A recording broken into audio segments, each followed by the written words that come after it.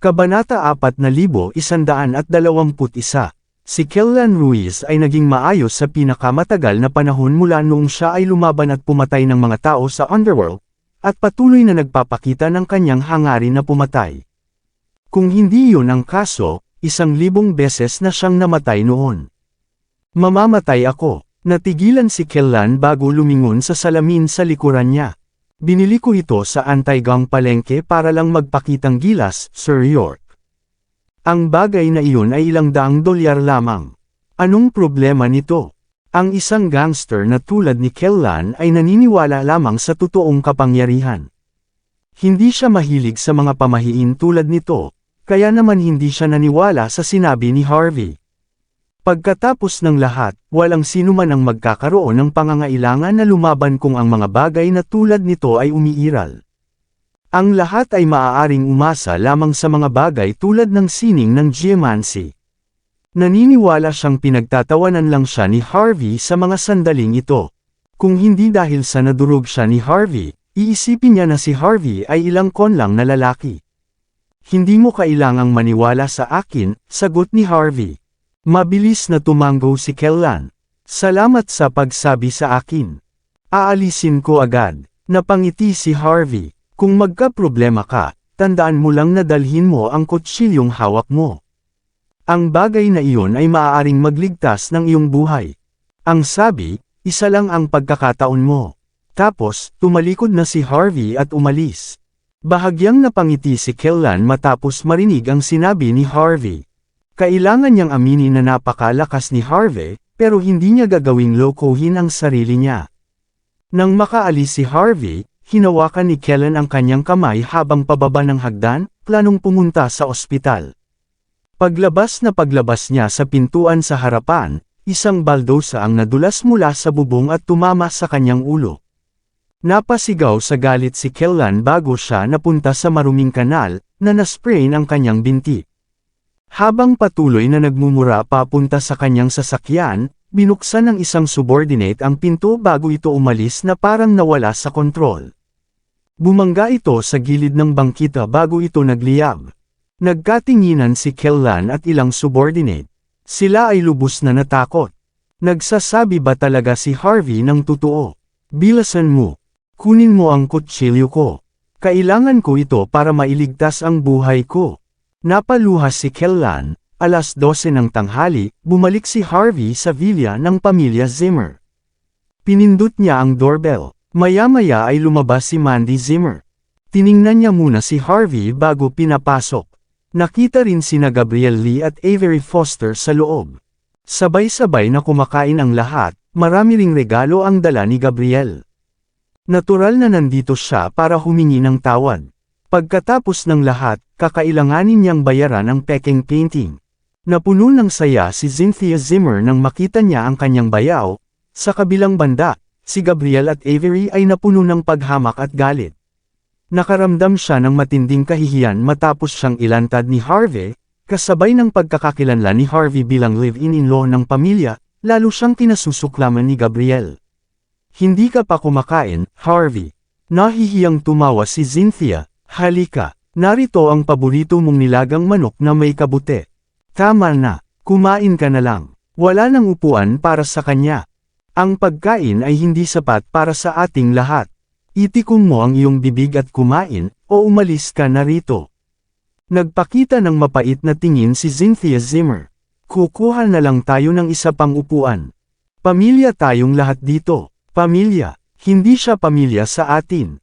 I'm already paying him my respect by let him stay here. Higit sa lahat, hindi pa sapat ang baby boy ko. Walang pagkain para sa walang kwentang karumihan tulad niya. Ininsulto ni Lillian Yates si Harvey York nang walang tigil habang nagpapakita siya ng matinding titig. Mas maganda ang pakikitungo mo sa akin kaysa sa sarili kong ina. Bulalas ni Gabriel. Paano mo nalaman na marami akong kinakain? Lahat ng nasa mesa ay hindi sapat para sa akin lamang.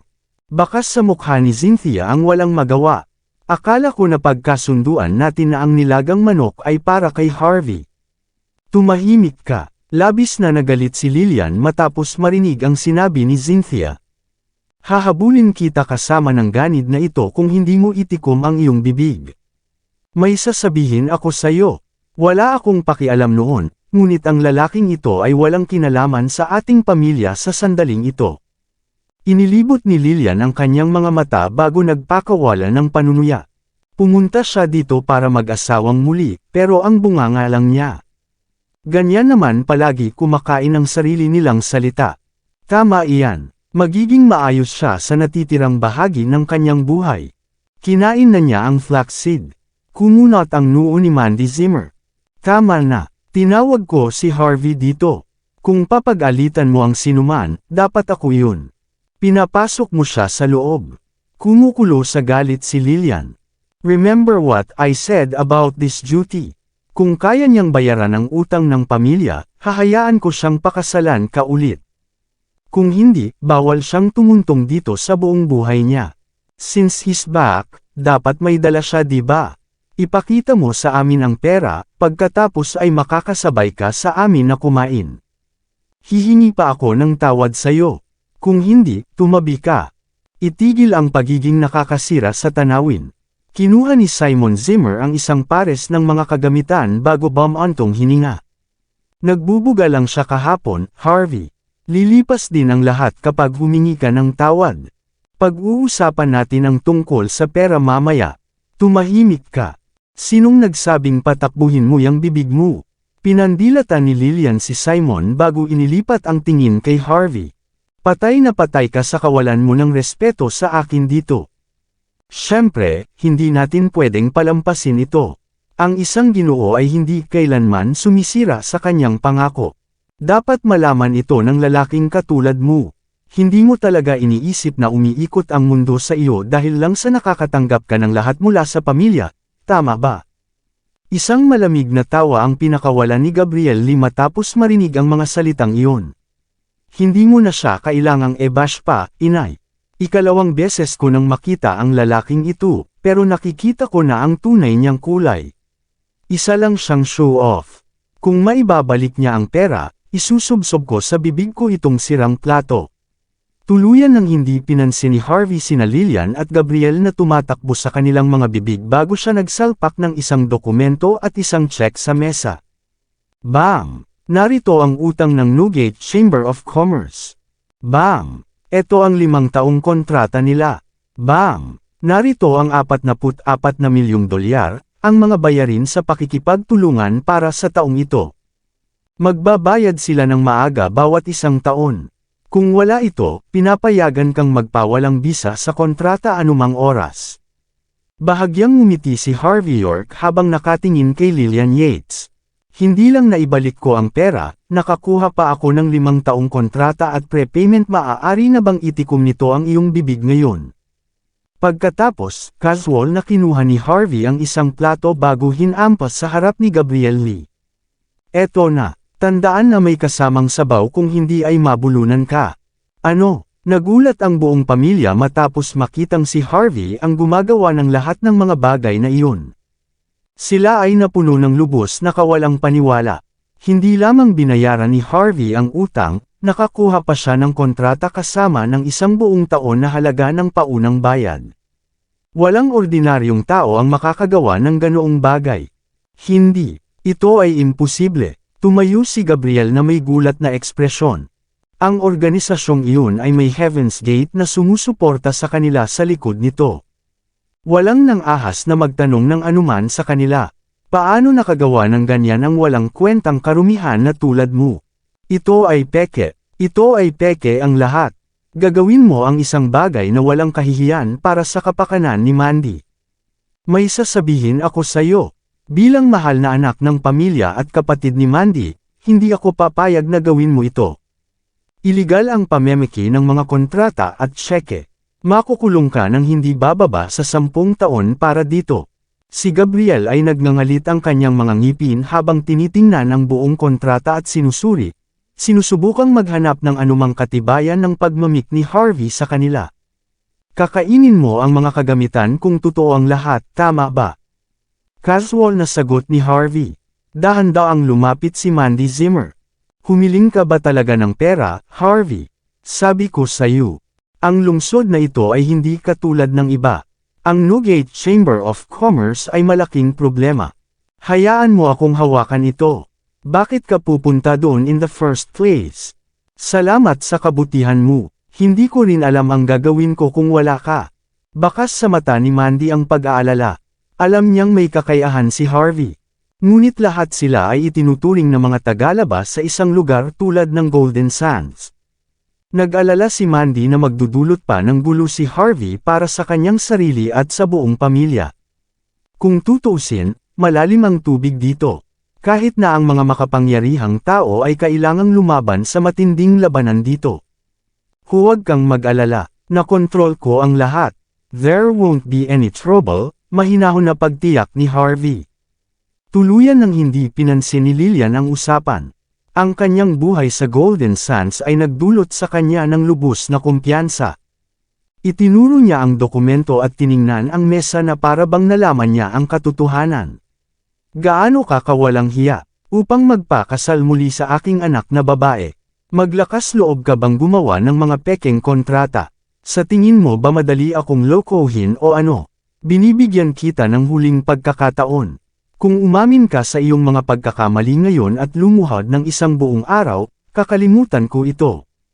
Kung hindi, gusto kong umalis ka sa bahay na ito sa pagkakataong ito. Kumuha ng plato si Lillian Yates at inihagis sa pinto. Aminin mo, malamig niyang bulalas. Lumuhod ka dyan. Ang lalaki ay may kakayahang humiling sa aking anak na babae para sa muling pagpapakasal. Ngunit nakuha niya talaga ang pera mula kay Kellan Ruiz. Anong biro? Napaluha si Cynthia Zimmer nang makita ang tanawin. Dapat humingi ka na lang ng tawad kay inay. Ayos lang. Lahat ng bagay dito ay totoo hanggat maaari. Casual na humigop si Harvey York ng tasa ng tubig na binigay ni Mandy Zimmer. Bakit ako aamin? Hey, hindi ka lang susuko ha. Ngumisi si Gabriel Lee matapos makitang matigas ang ulo ni Harvey. Malamang na hindi alam ng mga taong tulad mo, at maaari nating suriin ang pagiging tunay ng kontrata online. Kung nakita kong peke iyon, hindi ka na muling tutantong dito, tama. Naturally, upang makuha ang lahat mula sa pamilya sa kanyang mga kamay, kabilang si Mandy, siya ay patay na nakatakda sa paghabol kay Harvey. Naniniwala siya na hahadlang si Harvey sa kanyang mga plano. Nagbukas siya ng website at nagsimulang maghanap ng kontrata habang nakikipag-usap. Hindi naniniwala si Lillian na talagang ibinalik ni Harvey ang pera. Ano ang punto? Bulalas niya na may inis na tingin. Ipaluhod mo siya o umalis ka dito. Sayang ang data ng pamilya. Pagkatapos ay kinuha ni Lillian ang kanyang telepono, sinubukang tawagan ang ilang mga security guard para paalisan si Harvey. Nawalan ng boses si Gabriel habang nanginginig ang katawan. Ano? Paano ito posible? Hindi ako naniniwala. Natigilan si Lillian matapos makita ang gulat na mukha ni Gabriel. Kinuha niya ang phone sa kamay ni Gabriel para tingnan. Parehong eksakto ang code at ang mga nilalaman ay pareho. Pagkatapos, na ma-verify din niya ang mga tseke. Pareho silang totoo. Si Mandy at ang iba pa ay natauhan bago sila lubos na nabigla. Alam ni na Mandy at Cynthia na may kakayahan si Harvey, ngunit hindi nila inaasahan na kakayanin niya ang sitwasyon sa isang umaga lamang. Si Simon ay parang nakakita ng multo. Siya ay lubos na humanga. Walang kamukha si Harvey sa walang kwentang karumihan niya noon. Siya ay isang totoong upperclassman. Paano ito posible? Napuno ng hindi paniniwala si Lillian. Paano nagawa ito ng karumihan? Isang matamis na ngiti ang ipinakita ni Cynthia. Alam kong kaya mo, Harvey. Salamat sa lahat. Tinapik ni Harvey ang ulo ni Cynthia. Tapos, tumingin siya kay Lillian ng nakangiti. Ginawa ko ang hinihiling mo. Panahon na ba para tuparin mo ang iyong bahagi ng pangako? Agad na nagdilim ang mukha ni Lillian, binayaran ni Harvey ang utang at nakakuha ng bagong kontrata kasama ang prepayment. Ngunit si Mandy ang namamahala sa Zimmer Enterprise. Walang kahit $1 na pumasok sa bulsa ni Lillian. Kaya naman nagpakita siya ng nakakatakot na tingin sa sandaling ito.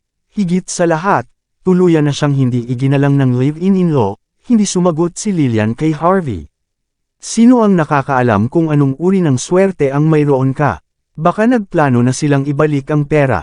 Maswerte ka lang. Kabanata 4125. Ganun ba? Ibinalik ni Harvey York ang tingin kay Gabrielle Lee. Kumain ka na, mahal kong bayaw. Isang panunuya ang pinakawalan ni Gabrielle.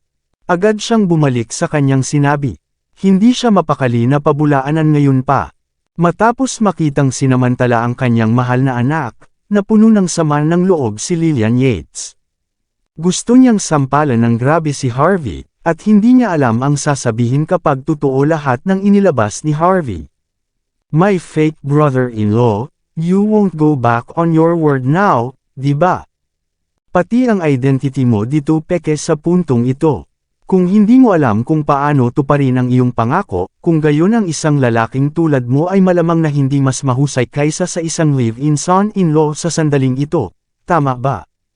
Hindi man lang nag-abala si Harvey na paalisin si Gabrielle. Dahil patuloy siyang nagkakaroon ng mga ideya na makuha si Mandy, hindi ginawa ni Harvey na mag-atubiling year-okon ang lahat sa kanya. Siguro medyo mura ang lasa ng plato. Bakit hindi ako magdagdag ng ilang lasa para sa iyo? Lalabas itong perpekto para makapasok ka. Tama na, Harvey. Hinampas ni Lillian ang mesa sa nakakakilabot na tingin. Napakakitid ng isip mo. Ang ginawa mo lang ay bayaran ang utang at kumuha ng mapahamak na kontrata. Anong karapatan mong magpakitang gilas? Sa tingin mo ba kaya mo dahil lang dito? Hindi mahalaga. Sa pagtatapos ng araw, naibalik ko ang iyong pera.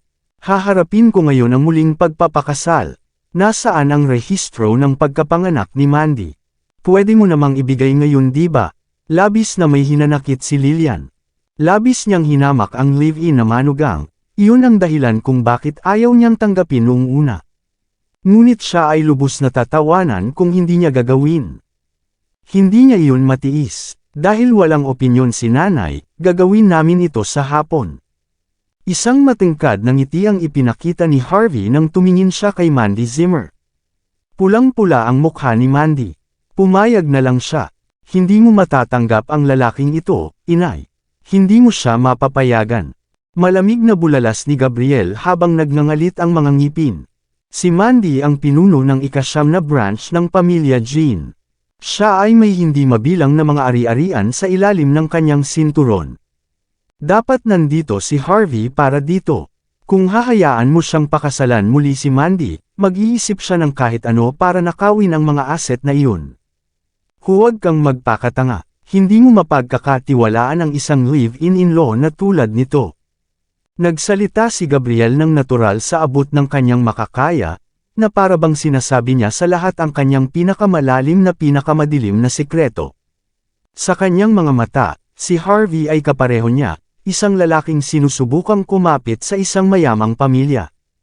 Ang pinagkaiba lang ay umaasa siya kay Lillian. At si Mandy ang pinupuntirya ni Harvey. Nakaramdam ng matinding selos si Gabrielle dahil dito. Huwag kang magpapaloko, ina. Ang lalaking ito ay hindi magaling. Malamig na bulalas ni Avery Foster, agad na nagdilim ang mukha ni Cynthia Zimmer. Tama na, mabuting tao si Harvey. Ilang araw ka lang dito. Wala kang karapatang sabihin na ganyan. Mapait na tingin ang ipinakita ni Gabrielle sa kanyang mukha. Wala kang alam, Cynthia. Ako lang ang mabuting tao dito. Tama, ang asawa ko lang ang magaling doon. Dagdag ni Avery. Samantala, nagyayelo ang mukha ni Lillian. Mabilis niyang sinamantala ang pagkakataong ito at umiwas sa paggawa ng mabuting pangako niya. Kahanga-hanga ka, hindi ba, Harvey? Gusto mong pakasalan si Mandy, tama ba? Mabuti, kung maaari mong gawing pinuno ng pamilya Jean si Mandy. Tatanggapin ko ang kasal mo. Sa ngayon, pahihintulutan ko lang ang trial marriage. Tinitigan ni Harvey si Lillian, at nang makita ang mabangis na tingin sa mga mata ng kanyang hindi makatwirang biyanan, alam niya ang isang malaking away ay babangon kung patuloy niya itong itulak. Nakita niya ang nag-aalalang ekspresyon ni Mandy, at saka mahinang ngumiti. Walang problema, iyon lang ba ang kailangan kong gawin? Ang pamilya Jean ay magiging kanya sa madaling panahon. Mabuti, inaasahan ko ito. Nagyayelo pa rin ang mukha ni Lillian. Hindi niya napigilan si Harvey na umupo sa mesa.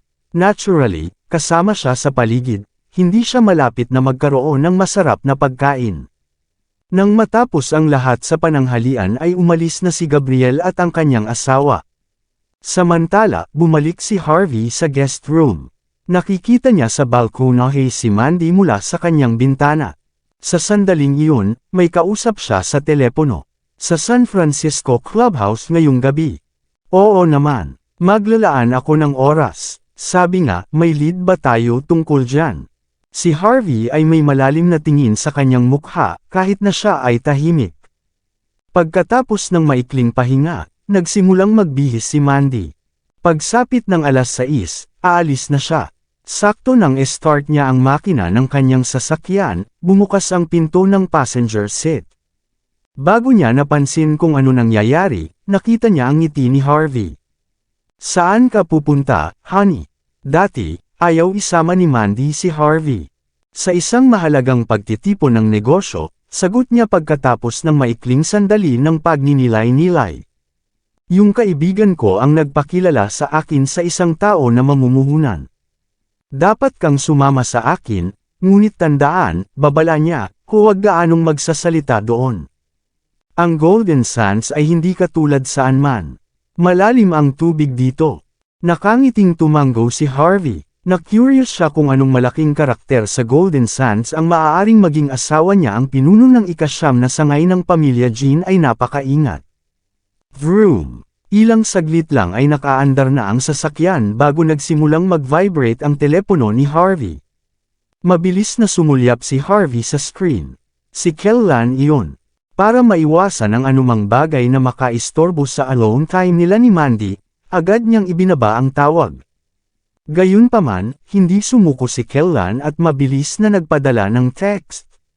Simple lang ang laman, tinanggal na niya ang salamin at kinuha ang kutsilyo gaya ng utos ni Harvey, pero ganap na walang silbi. Halos mapatay niya ang sarili sa paparating na trapiko ng ilang beses. Ang teksto ni Kellan ay puno ng pagsusumamo, at gusto niyang ipakita sa kanya ni Harvey ang ilang bagay ng personal. Naniniwala siya na gagawin niyang mamatay ng isang kakilakilabot na kamatayan kung tumanggi si Harvey.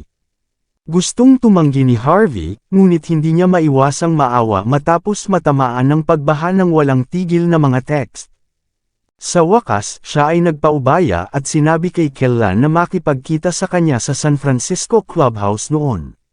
Sinong babae ang kausap mo ngayon? Biglang tanong ni Mandy. Bahagya siyang nakaramdam ng pagkadismaya nang makita niyang tahimik na may ka-text si Harvey. Si Kyrie ba? Siya ang babae ng pamilya Patel. Gusto mong maging isang makapangyarihang live-in-in-law para sa kanila, hindi ba? Hindi niya namalayan na punong-puno na pala ng selos ang tono niya. Hindi naman, sabi ni Harvey, hindi niya inaasahan na babanggitin ni Mandy ang pangalan ni Kyrie. It's Kellan? Patuloy niya, na umiling-iling. Tinanong niya ako kung handa kaming pumirma sa kontrata. Sinabi ko sa kanya na makipag-ugnayan sa legal department ng kumpanya sa halip. Bahagyang nakahinga si Mandy nang marinig ang sagot niya. Naalala ko lang, siguradong malaki ang naitulong ni Kyrie sa iyo para igalang ka ni Kellan, di ba? I don't need her to solve such a small problem, mahinahong sagot ni Harvey. May gustong sabihin si Mandy, pero sa huli ay tumahimik na rin siya. Maniniwala siya kay Harvey kung ito ay Floatwell, Buckwood, Hong Kong, o Mordo. Gayunpaman, ang tubig ng Golden Sands ay napakalalim. Dahil dito, hindi siya makapaniwala sa mga salita ng isang lalaking walang background sa Golden Sands. Wala siyang choice kundi aliwin ang sarili. Sinasabi sa sarili na may sariling paraan si Harvey para ayusin ang mga bagay-bagay. Ganun pa man, hindi niya mapigilan ang matinding selos na bumalot sa kanya. Bigla niyang naisip sina Yvonne, Kate, Leslie, at ang iba pang babaeng nakasalubong ni Harvey, at may komplikadong damdamin na bumalot sa kanyang puso. Saglit na nanatili ang selos sa loob ng sasakyan. Hindi nagtagal, pumaroda si Mandy malapit sa isang mukhang maluho na clubhouse. Napuno ng nakakasilaw na mga ilaw ang lugar, at maraming mararangyang sasakyan ang gumagalaw. Isang mabangong amoy ang umalingaw sa hangin, at ang mga gwapo at magaganda ay paikot-ikot sa loob at labas ng building. Bumaba sina Harvey at Mandy sa sasakyan. Tulad ng ginawa nila, isang Maserati Quattroporte ang pumaroda sa harap sa nila. Bumaba ang dalawang babaeng may magagandang figure at eleganteng makeup. Pareho silang business partner na ngayon lang nakilala ni Mandy. Ang isa sa kanila ay si Jovi Miller, at ang isa ay si Vienna Hoffman. Pareho silang nakasuot ng itim na damit na may mababang hiwa, na inilalantad ang kanilang itaas na katawan at ang kanilang payat, sensual na mga binti. Maputi at may nyebeng balat, mahahabang binti, at kahanga-hangang figure kasama ang mga nakakaakit na mukha na may napakagandang makeup. Agad na nagningning ang mga mata ng mga dumaraan nang makita ang magagandang babae. Agad namang pumunta ang ilan sa mga nakababata at pasulong na nakipag-usap sa kanila. Ngunit habang malamig na sumulyap sa kanila ang mga babae, nakaramdam sila ng sobrang awkward. Ang dalawa ay mabangis at hindi sumusuko. Ang mga ordinaryong tao ay hindi makakalapit. Nandito ka pala Mandy. Tumango si Mandy sa dalawa bilang pagsang-ayon. Magandang gabi po. Hindi ako late, di ba? Siyempre hindi. Magiging maayos ang lahat basta't nandito ka. Ang ganda mo talaga, Mandy. Isang maliit na ngiti ang binigay ni Jovi na nakasuot ng Chanel brands kay Mandy. Pagkatapos, lumingon siya kay Harvey na may kasamang nakapikit na tingin. Si Harvey siguro ito, napuno agad ng panghahamak ang mukha niya. Naturally, ang pangalan ni Harvey bilang isang live-in na manugang ay kumalat sa buong Golden Sands. Madaling makita na tiyak na nag-ambag si Lillian sa layunin. Casual ang pananamit ni Harvey, na parabang isang binata na kamakailan lamang ay nagtapos sa unibersidad, kung ikukumpara sa mamaaling damit ni Jovi na nagkakahalaga ng libu-libong dolyar. Napakasama ng itsura ni Harvey, samantala, ayaw pang tingnan ni Vienna si Harvey sa mata. Siya ay kumilos na parang nakitang nakatayo sa tabi niya na may malalim na nakakahiya. Maraming salamat sa lahat ng sumusubaybay. Please subscribe and follow my YouTube and Facebook channel, Filipino Novel. Maraming salamat po. Napatingin si Harvey sa dalawang magagandang babae. Hello. Pumasok tayo sa loob, Mandy. Maraming naghihintay sa iyo. Tiningnan ni Jovi si Vienna bago hinayla si Mandy papasok. Susundan na sana ni Harvey si Mandy, ngunit humakbang si Vienna at pinigilan siya. May mali, nakangiting tanong ni Harvey. Sana tumigil ka na sa pagkapit kay Mandy. Humiwalay ka na, maghiwalay na kayo ng landas. Ang tono ni Vienna ay kasing lamig ng yelo. Dapat may self-awareness ang mga tao. Hindi mo ba naiintindihan na ayaw sa iyo ng pamilya Zimmer? Umalis ka na dito. Kung tutuusan, wala kang karapatang sumama sa amin ang isang probinsyanong tulad mo sa mga mula sa mataas na grupo ng lipunan. Wala kang karapatang magsalita tungkol kay Mandy at sa negosyo ko, mahinahong sagot ni Harvey. Siya ang aking mabuting kaibigan. Siyempre kailangan kong pag-usapan ito. Itinaas ni Vienna ang kanyang napakagandang baba, puno ng pang-aalipusta ang kanyang mukha. Nakakakuha ka lang ng paraan dahil mabait na tao si Mandy. In reality, you're not handsome enough, you have no talent, and not to mention, walang pera. Anong karapatan mo dapat na maging kasama si Mandy? May kaakit-akit na ugali si Mandy, ngunit ang walang kwentang karumihan na tulad mo ay walang karapatang makasama ang isang diyosa. Sino ka sa tingin mo? Si Vienna ay may pagmamalaki sa kanyang mukha, na nagpapakita ng kanyang tunay na mga katangian bilang isang piling tao. Napangiti si Harvey nang marinig ang mga salitang iyon. Pinikit niya ang mga mata at tinignan siya ng malamig na ekspresyon. Miss Hoffman, tama ba? Sobrang halaga mo ang iyong sarili. Wala kang masasabi kung sino ako, ni wala kang karapatan. Wala ka sa akin.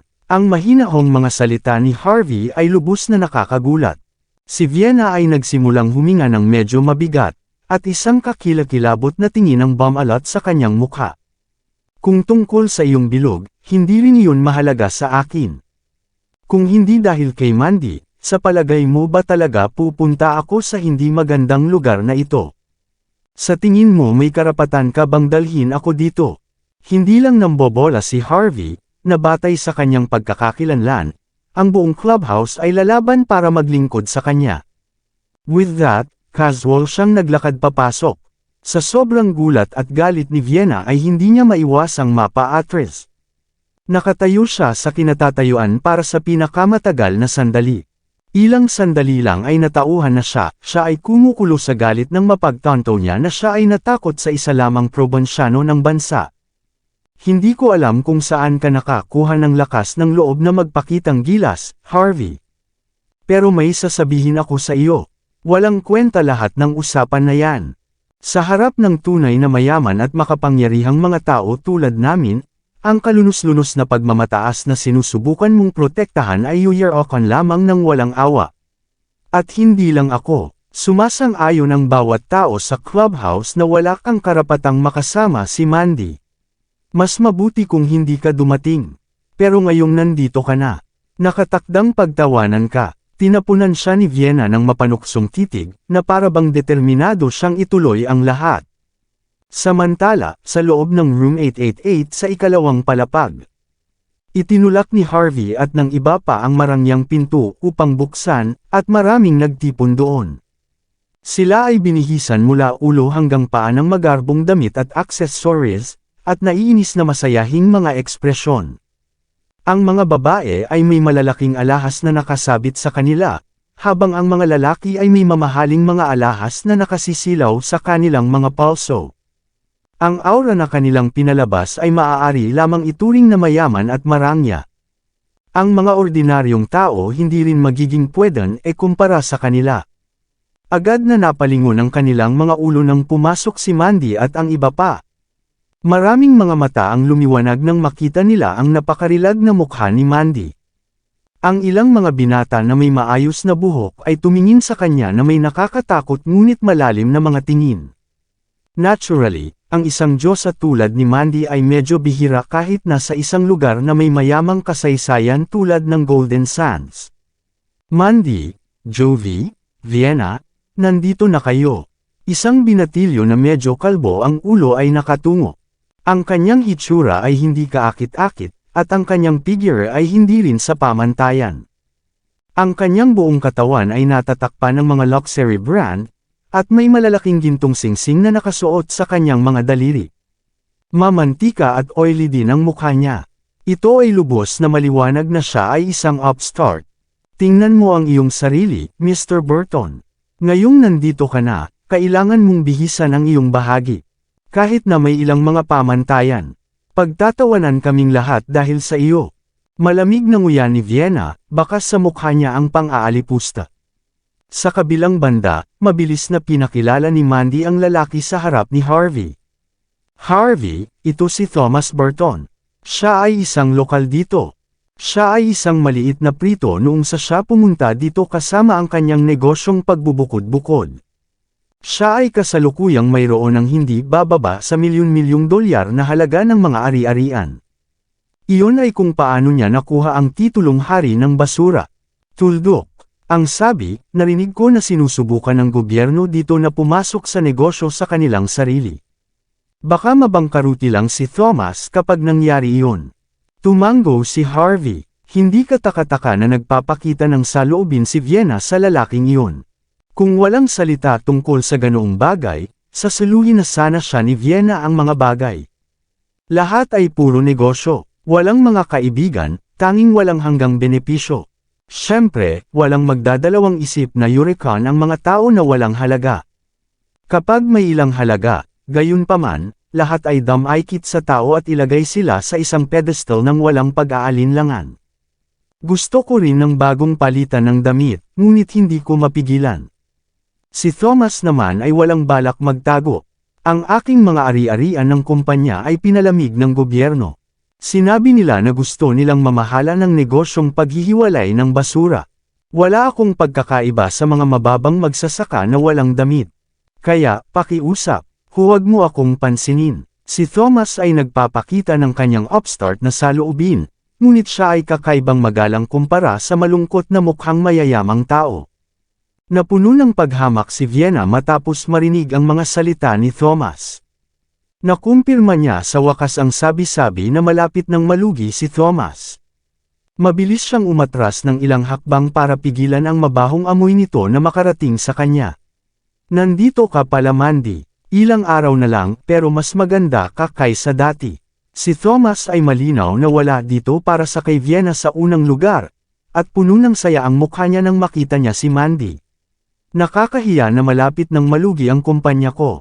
Kung hindi, hinabol kita sa $730,000 na pinahiram mo sa akin para magkaayos.